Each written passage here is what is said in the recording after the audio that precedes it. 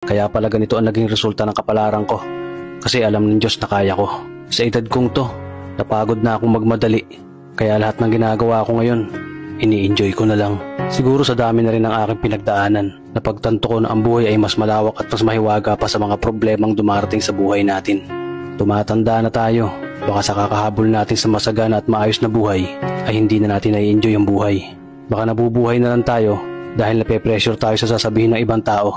Marami na rin akong mga naging maling desisyon sa buhay, pero lahat yun nagsilbing aral sa akin at natuto ako sa mga pagkakamali ko. May mga taong sobra nating mamahalin at bibigyan ng halaga, pero ibabalik lang sa atin ay kabiguan at matinding trauma. Kaya wag nating lilingunin ng mga taong tulad nila dahil mas payapa kapag hindi ka na interesadong malaman pa kung ano pang balita sa kanila. At wag mong idepende ang sarili mo sa kahit kanino.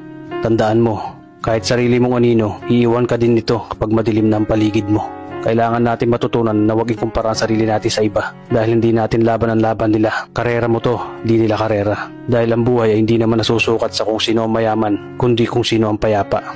Kaya galingan mo lang palagi tol dahil napakaraming tao mapanghusga, hihilahin ka pababa at lagi mo tong tatandaan.